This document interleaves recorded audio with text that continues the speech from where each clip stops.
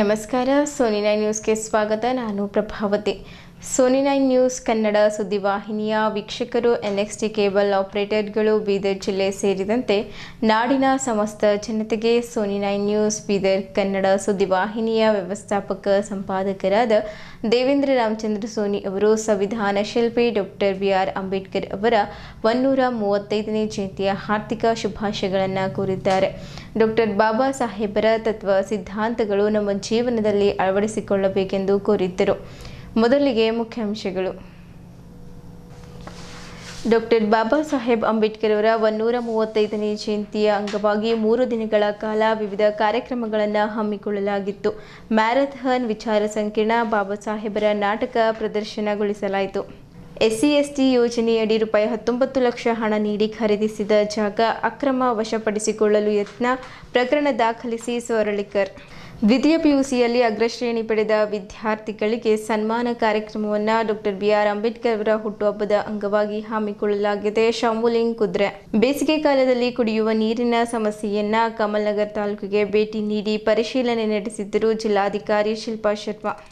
ಕರ್ನಾಟಕ ಕಾರ್ಯನಿರತ ಪತ್ರಕರ್ತರ 40ನೇ ರಾಜ್ಯ ಸಮ್ಮೇಳನ, ಛಾಯಾಚಿತ್ರ ಪ್ರದರ್ಶನಗೈದ ಛಾಯಾಗ್ರಾಹಕರಿಗೆ ಸನ್ಮಾನ.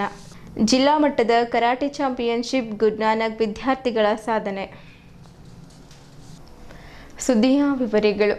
ಪ್ರಜಾಪ್ರಭುತ್ವದ ಪಿತಾಮಹ ವಿಶ್ವಜ್ಞಾನಿ ಡಾಕ್ಟರ್ ಬಾಬಾ ಸಾಹೇಬ್ ಅಂಬೇಡ್ಕರ್ ಅವರ 135ನೇ ಜಯಂತ್ಯುತ್ಸವ ಅಂಗವಾಗಿ ಭಾರತೀಯ ವಿದ್ಯಾರ್ಥಿ ಸಂಘ ಮತ್ತು ದಲಿತ ವಿದ್ಯಾರ್ಥಿ ಪರಿಷತ್, ದಲಿತ ಸಂಘಟನೆಗಳ ಒಕ್ಕೂಟ ಹಾಗೂ ಸಂವಿಧಾನ ಸಂರಕ್ಷಣಾ ಸಮಿತಿ ಸಹಯೋಗದಲ್ಲಿ ವಿವಿಧ ಕಾರ್ಯಕ್ರಮಗಳು ಆಯೋಜನೆ ಹಮ್ಮಿಕೊಳ್ಳಲಾಗಿತ್ತು. ಮಹಾತ್ಮ ಜ್ಯೋತಿಬಾ ಫೂಲೆ ಜಯಂತ್ಯುತ್ಸವ ಆಚರಣೆ ಹಾಗೂ ಬಾಬಾ ಸಾಹೇಬರ ಜೀವನಾಧಾರಿತ ನಾಟಕ ಪ್ರದರ್ಶನ ಮತ್ತು ಸಾಂಸ್ಕೃತಿಕ ಕಾರ್ಯಕ್ರಮವನ್ನು ನಗರದ ಪೂಜ್ಯ ಚನ್ನಬಸವ ಪಟ್ಟದೇವರ ರಂಗಮಂದಿರದಲ್ಲಿ ಹಮ್ಮಿಕೊಳ್ಳಲಾಗಿತ್ತು. 3 ದಿನಗಳ ಕಾರ್ಯಕ್ರಮದಲ್ಲಿ ಬೀದರ್ ಜಿಲ್ಲಾ ಉಸ್ತುವಾರಿ ಸಚಿವರಾದ ಈಶ್ವರ್ ಖಂಡ್ರೆ, ಪೌರಾಡಳಿತ ಸಚಿವ ರಹೀಂ ಖಾನ್, ಬೀದರ್ ಸಂಸದರಾದ ಸಾಗರ್ ಖಂಡ್ರೆ, ನಾರಂಜ ಸಕ್ಕರೆ ಕಾರ್ಖಾನೆಯ ಅಧ್ಯಕ್ಷರಾದ ಸೂರ್ಯಕಾಂತ್ ನಾಗಮಾರ್ಪಳ್ಳಿ ಕಾರ್ಯಕ್ರಮದಲ್ಲಿ ಭಾಗವಹಿಸಿ ಕಾರ್ಯಕ್ರಮವನ್ನು ಯಶಸ್ವಿಗೊಳಿಸಿದ್ದಾರೆ ಎಂದು ಕಾರ್ಯಕ್ರಮದ ಆಯೋಜಕರಾದ ಅನಿಲ್ ಕುಮಾರ್ ಬೆಲ್ಲರ್ ಮಾತನಾಡುತ್ತಾ ಹೇಳಿದ್ದರು. ಬೀದರ್ ಜಿಲ್ಲಾ ಪೊಲೀಸ್ ವರಿಷ್ಠಾಧಿಕಾರಿ ಪ್ರದೀಪ್ ಗುಂಟಿ ಮತ್ತು ಅವರ ಧರ್ಮಪತ್ನಿ ಶೈನಿ ಪ್ರದೀಪ್ ಗುಂಟಿ ಅವರಿಗೆ ಶಾಲು ಹೊದಿಸಿ ಹೂಗುಚ್ಛ ನೀಡಿ ಸಂವಿಧಾನದ ಪೀಠಿಕೆ ನೀಡಿ ಸನ್ಮಾನಿಸಿ ಗೌರವಿಸಿದ್ದರು.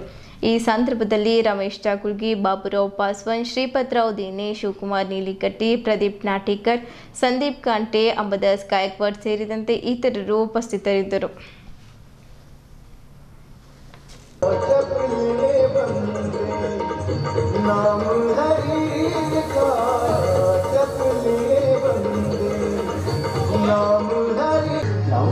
अरे माफ करना, मुझे जाना होगा। रामधन, कोनो बात है? कोई बुरा समाचार तो नहीं? राम जी के द्वार पे जिनका जन्म हुआ है, राम जी के द्वार पे जिनका जन्म हुआ है।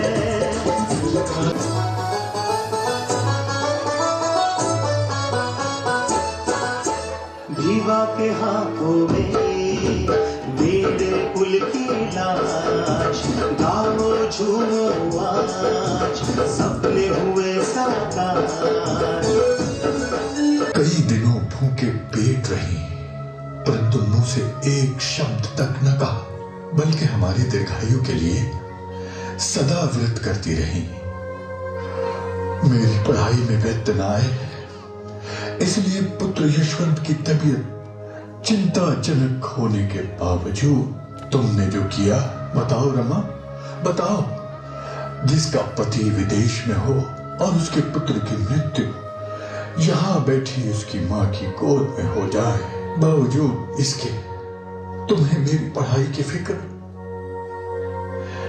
एक अभागी भीवा को डॉक्टर भीमराव बनाने वाली को बुद्धिमान नहीं तो और क्या कहते हैं रमा?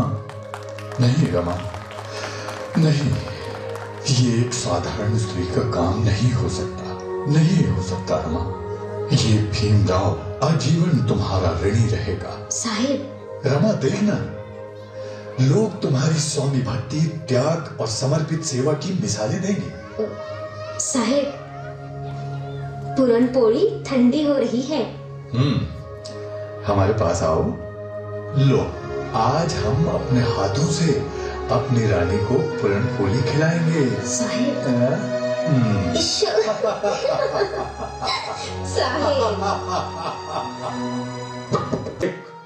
शैक्षणिक व सांस्कृतिक उत्थान के लिए बहिष्कृत हितकारिणी सभा की स्थापना की है। बहिष्कृत हितकारिणी ईश्वर का आदेश मानते हो? इसके लिए कारणीभूत है तुम्हारे सड़े गले दकियानुसी विचार। इंसान के जन्म में आकर भी तुम्हारी सोच जानवरों पशुओं जैसी है। ऐसे अपमानास्पद जीवन जीने से तो अच्छा होता कि तुम मां की कोख में ही मर जाते। तुम इस देश के मूल निवासी हो। तुम्हें भी सभी भारतीयों की बराबरी में अन्न, वस्त्र, आसरा प्राप्त करने का जन्म सिद्ध अधिकार है। यदि तुम्हें स्वाभिमान पूर्वक जीवन जीना है तो स्वावलंबन ही आत्मोन्नति का एकमात्र मार्ग होना चाहिए। नमस्कार।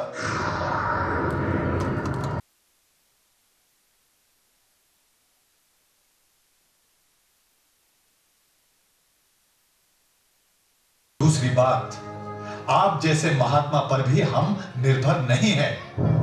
इतिहास साक्षी है कि महात्मा एक आंधी की तरह होते हैं जो केवल धूल ही उड़ा सकते हैं परंतु समाज का उद्धार नहीं कर सकते।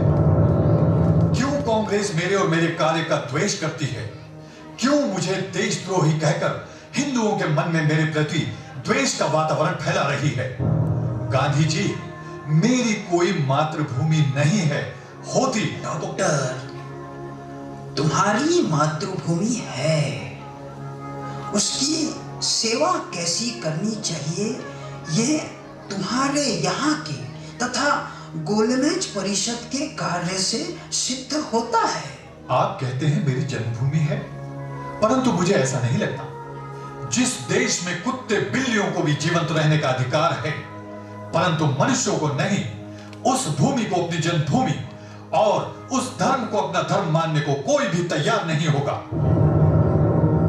मेरी कोई मातृभूमि नहीं परंतु सद्बुद्धि जरूर है।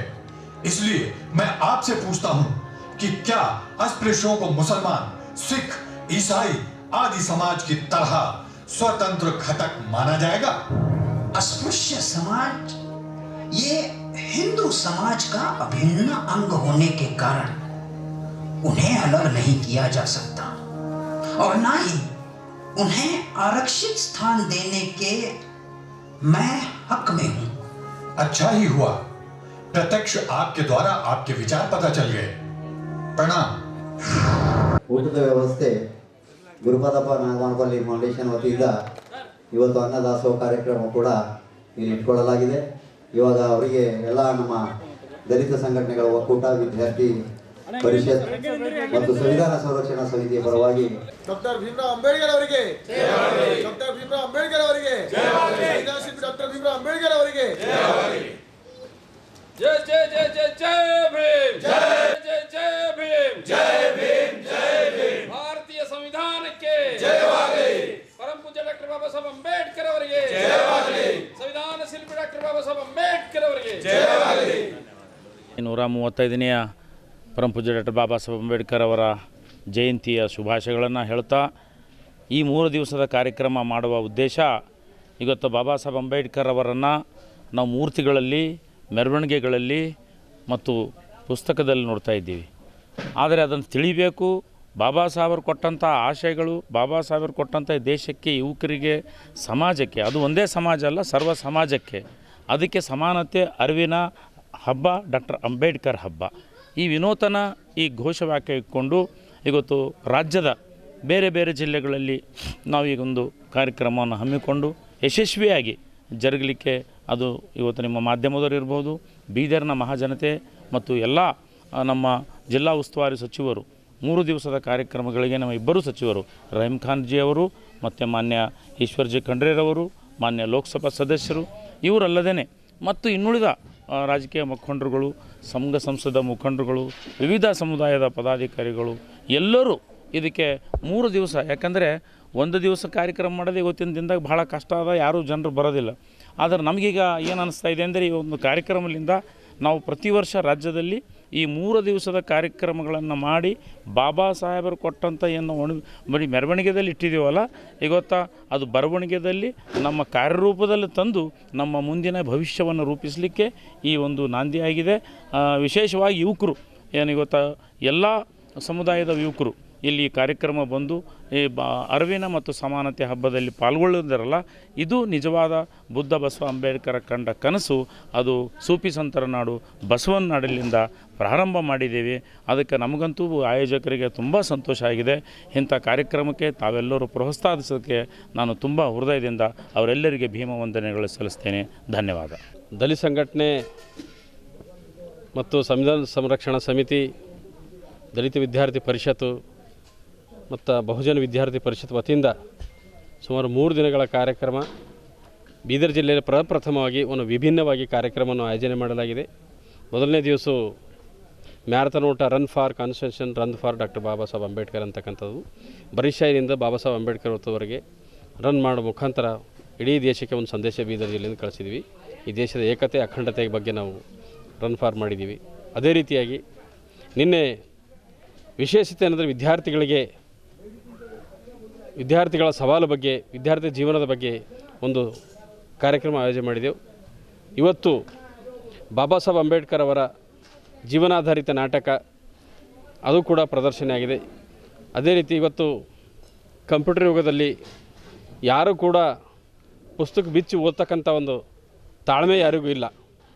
ಅದಕ್ಕೆ ಜನರಿಗೆ ಬಾಬಾ ಸಾಹೇಬ್ ಅಂಬೇಡ್ಕರ್ ಜೀವನಾಧಾರಿತ ನಾಟಕ ಮುಖಾಂತರ ರೂಪಾಂತರಗೊಳಿಸಿ ನಾವು ಈ ನಾಟಕ ಜನರಿಗೆ ತಿಳಿಸ್ತಕ್ಕಂಥ ಪ್ರಯತ್ನ ಮಾಡಿದ್ದೀವಿ. ಈ ನಾಟಕ ಸುಮಾರು 2.5 ತಾಸು ನಡೆದಿರ್ತದೆ. ಪೂನಾದಿಂದ ಬಂದಂಥ ನಾಟಕ ತಂಡ ಇದು ಒಳ್ಳೆ ರೀತಿ ಪ್ರದರ್ಶನ ನಾಟಕ ಮಾಡಿದೆ. ಅದೇ ರೀತಿ ಈ ಕಾರ್ಯಕ್ರಮಕ್ಕೆ ಆಗಮಿಸಿ ಸನ್ಮಾನ್ಯ ಶ್ರೀ ಜಿಲ್ಲಾ ಉಸ್ತುವಾರಿ ಸಚಿವರಾದಂಥ ಈಶ್ವರ ಖಂಡ್ರೆ ಅವರು ಬಂದಿದ್ದಾರೆ. ಅದೇ ರೀತಿಯಾಗಿ run for constitution, run for Baba Saheb Ambedkar ಅಂತಕ್ಕಂಥದ್ದು ಆವಾಗ ಲೋಕಸಭಾ ಸದಸ್ಯರಾಗಿರ್ತಕ್ಕಂಥ ಸಾಗರ್ ಖಂಡ್ರೆ ಅವರು ಕೂಡ ಬಂದಿದ್ದಾರೆ. ಪೌರಾಡಳಿತ ಸಚಿವರು ರಹೀಂ ಖಾನ್ ಕೂಡ ಬಂದಿದ್ದಾರೆ. ಅದೇ ರೀತಿಯಾಗಿ ಕೊನೆಯದಾಗಿ ಅಂತಿಮ ನಾಟಕ ನೋಡೋಕ್ಕೆ ಸೂರ್ಯಕಾಂತ್ ನಾಗಮರಪಳ್ಳಿ ಅವರು ಕೂಡ ಬಂದು ಈ ಕಾರ್ಯಕ್ರಮಕ್ಕೆ ಯಶಸ್ವಿ ಮಾಡಿದ್ದಾರೆ, ಶೋಭೆ ತಂದಿದ್ದಾರೆ. ಅವ್ರಿಗೆ ಕೂಡ ನಾವು ಈ ಸಮಿತಿ ಪರವಾಗಿ ಎಲ್ಲ ನಾಯಕರುಗಳಿಗೆ ಈ ಆಯೋಜಕರ ಪರವಾಗಿ ನಾವು ಧನ್ಯವಾದ ಅಭಿನಂದನೆ ಸಲ್ಲಿಸ್ತೀವಿ. ಯಾಕಂದ್ರೆ ಎಲ್ಲರೂ ಬಂದು ಈ ದೇಶದಿರತಕ್ಕಂಥ ಬಾಬಾ ಸಾಹೇಬ್ ಅಂಬೇಡ್ಕರ್ ವಿಚಾರವನ್ನು ಇಡೀ ಭಾರತ ದೇಶದಲ್ಲಿ ಪ್ರಚಾರ ಮತ್ತು ಪ್ರಸಾರ ಆಗಬೇಕಂತ ಹೇಳಿ ಎಲ್ಲರೂ ಬಂದು ಬಾಬಾ ಸಾಹೇಬ್ ಅಂಬೇಡ್ಕರ್ ವಿಚಾರಗಳನ್ನು ನೋಡಿದ್ದಾರೆ, ನಾಟಕ ಅಂತ ಮುಖಾಂತರ ನೋಡಿದ್ದಾರೆ. ಅವರಿಗೆಲ್ಲರೂ ಕೂಡ ಬಂದಂಥ ನಮ್ಮ ಇಡೀ ಬೀದರ್ ನಗರದ ಎಲ್ಲ ತಾಯಂದಿರಿಗೂ, ಅಣ್ಣ ತಮ್ಮಂದಿರಿಗೂ, ಹಿರಿಯರಿಗೂ, ವಿದ್ಯಾರ್ಥಿಗಳಿಗೂ ಮತ್ತೆಲ್ಲ ಆಯೋಜಕರಿಗೂ ನಮ್ಮ ಸಮಿತಿ ಪರವಾಗಿ ಧನ್ಯವಾದವನ್ನು ಸಲ್ಲಿಸಿ ನಾನು ಮಾತಾಡಲು ಅವಕಾಶ ಮಾಡಿಕೊಟ್ಟಂಥ ಎಲ್ಲರಿಗೂ ತಮಗೆಲ್ಲರಿಗೂ ಕೂಡ ಧನ್ಯವಾದ ನಾವು SC/ST ಯೋಜನೆ ಅಡಿ ರೂಪಾಯಿ 19 ಲಕ್ಷ ಹಣ ನೀಡಿ ಖರೀದಿಸಿದ ಜಾಗವನ್ನು ಅಕ್ರಮವಾಗಿ ವಶಪಡಿಸಿಕೊಂಡಿರುವ ನವಜೀವನ ಬುದ್ಧಿಮಾಂದ್ಯ ವಸತಿ ಶಾಲೆಯ ಮುಖ್ಯಸ್ಥರ ವಿರುದ್ಧ ಪ್ರಕರಣ ದಾಖಲಿಸುವಂತೆ ದಿವಂಗತ ಲಕ್ಷ್ಮೀನಾರಾಯಣ್ ನಾಗ್ವಾರ್ ಸ್ಥಾಪಿತ ಕರ್ನಾಟಕ ರಾಜ್ಯ ದಲಿತ ಸಂಘರ್ಷ ಸಮಿತಿ ಕಲಬುರಗಿ ವಿಭಾಗೀಯ ಸಂಚಾಲಕ ಉಮೇಶ್ ಕುಮಾರ್ ಸೋರಳಿಕರ್ ಆಗ್ರಹಿಸಿದ್ದರು.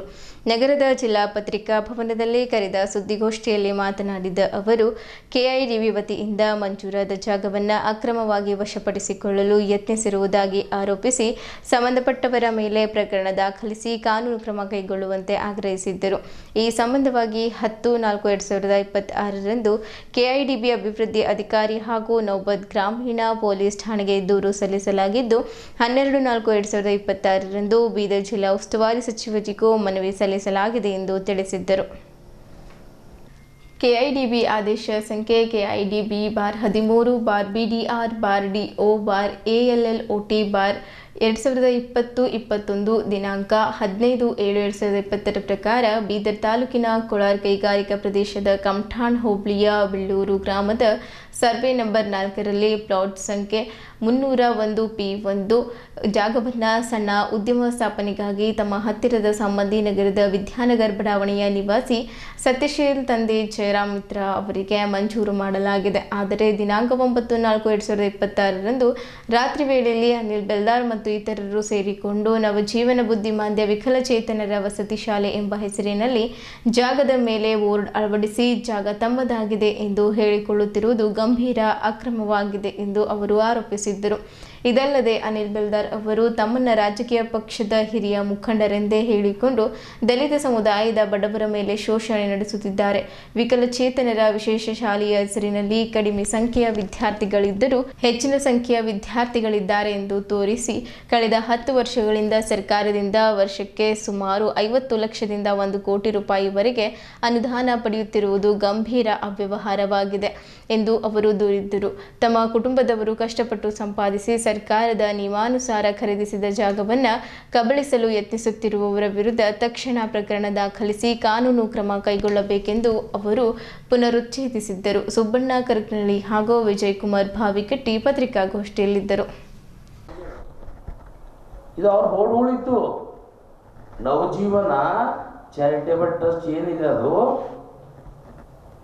ಇಂಥವೆಲ್ಲ ಎಲ್ಲೆಲ್ಲ ಕಬ್ಜಾ ಮಾಡ್ತಾ ಇದ್ದಾರೆ ಇವರು. ಇನ್ನು ಸಮಾಜದಾಗ ಸಾಹೇಬರು ಕೇಳ್ದಂಗೆ ಸಮಾಜ ಮುಗ್ಧ ಜನ ಅಲ್ಲ, ಜಾಗೃತರಾಗಿದ್ದಾರೆ, ಕೇಳ್ತಾರೆ. ಆಲ್ರೆಡಿ ಅಂಬೇಡ್ಕರ್ ಸರ್ಕಲ್ ಅಲ್ಲಿ ಒಂದು ಸುದ್ದಿ ಚರ್ಚೆ ಆಗಿದೆ ನಿನ್ನೆ. 3 ದಿವಸ ಕಾರ್ಯಕ್ರಮದ್ದು ಯಾಕೆ ಪ್ರಶ್ನೆ ಮಾಡಲಿಲ್ಲ, ಅದ್ರ ಪ್ರತಿಕ್ರಿಯೆ ಯಾಕೆ ಕೊಟ್ಟಿಲ್ಲ? ಇವ ಶೂ ಹಾಕೊಂಡು ಅಂಬೇಡ್ಕರ್ಗೆ ಅಗೌರವ ಮಾಡ್ರಿ, ಸ್ಟೇಟ್ ಮೆರಿತಾ ಇದೆ ಅದು. ಆ ನ್ಯೂಸ್ ಎಲ್ಲ ನಿಮಗೆ ಗುರ್ತಾಗಲ್ವಾ? ಅಂದ್ರೆ ಮಾನವೀಯತೆ ಒಂದು ಮೌಲ್ಯಗಳನ್ನೇ ನಿಮ್ಮಲ್ಲಿ ಸತ್ತು ಹೋಗ್ಯಾವ ಅಂತ ನನಗೆ ಕಂಡು ಬರ್ತದೆ. ಯಾರ್ದೋ ಏನೋ ಬಡ ಜನರದು ನೀವಿಲ್ಲದರ ಕಬಳಿಕೆ ಮಾಡ್ತೀರಿ ಅಂದರೆ ನೀವು ಅದ್ರ ಕಡೆಯಿಂದೇ ಇದು ಮಾಡೋದಕ್ಕಿಂತ ನಿಮಗೆ ನೀವು ದುಡಿಮೆ ಮಾಡಿರಿ. ಸುಮಾರು ಉದ್ಯೋಗಗಳಿದ್ದಾವೆ, ಆಟೋ ನಡೆಸಿ ಬದುಕ್ರಿ, ಕಿರಣ ಶಾಪ್ ಹಾಕ್ಕೊಳ್ರಿ. ನಾನು ದಲಿತ ಮುಖಂಡ ಅಂತ ರಂಬಾ ಜಂಬ ಕೊಚ್ಕೋತಾ ನೀವೇನು ಹೇಳ್ತೀರಲ್ಲ. ಸೊ ಇದು ಯಾರ್ದು ಜಾಗ, ಇದ್ರದ್ದು ಹಿನ್ನೆಲೆ ಏನು ಗುರ್ತಿಲ್ದೇನೆ ಬೋರ್ಡ್ ಉಳ್ತೀರಿ, ಅವ್ರಿಗೆ ಅಂದಿಸ್ತೀರಿ, ಅವ್ರ ಜಾಗಗಳನ್ನು ಕಬ್ಜಾ ಮಾಡ್ಕೋತೀರಿ. ಇಂಥವು ಇನ್ನೆಷ್ಟು ಮಾಡಿದ್ದೀರಿ ನೀವು? ಇಲ್ಲೆಲ್ಲ ಬೆಂಗಳೂರಲ್ಲಿ ಮನೆ ಕಟ್ಕೊಂಡು ಐಶು ಆರಾಮಲ್ಲಿ ಜೀವನ ಮಾಡ್ತೀರಿ. ಇಲ್ಲಿ ಕೇಳಿದಾಗ ದಲಿತ ಮುಖಂಡ, ಅಲ್ಲಿ ಎಲ್ಲರ ಕಾಂಗ್ರೆಸ್ ಕಾರ್ಯಕ್ರಮದಲ್ಲಿ ಕಾಂಗ್ರೆಸ್ ಮುಖಂಡ. ನೀವು ಏನು ಮಾಡತ್ತೀರಿ? Already Gurupadappa Nagamarapalli hospital multi specialist ಹಾಸ್ಪಿಟಲಲ್ಲಿ ಸದಸ್ಯರು. ನೀವೇನು BJP ಅವರ, ಕಾಂಗ್ರೆಸ್ ಅವರ, ಅಥವಾ JDS ಅವರ? ಯಾರಿದ್ದೀರಿ ತಾವು? ನನಗೆ ಅದು ಹೇಳ್ರಿ ಮೊದಲು. ಈ ಪ್ಲಾಟನ್ನು ಈಗ ಅವ್ರ ಬೋರ್ಡ್ ಹೂಳಿದ್ದು ನಾನು 3 ದಿವಸ ಕೆಳಗಡೆ ರೂರಲ್ ಪೊಲೀಸ್ ಸ್ಟೇಷನಲ್ಲಿ ಕಂಪ್ಲೇಂಟ್ ಕೊಟ್ಟೆ. ಆ ಕಂಪ್ಲೇಂಟ್ ಕೊಟ್ಟು ಇಮಿಡಿಯೇಟಾಗಿ FIR ಆಗಬೇಕು, ತಪ್ಪೇ ಇರ್ತದೆ, FIR ಮಾಡಿ ಅಂದ್ರೆ ಅವ್ರು FIR ಮಾಡಲ್ಲ.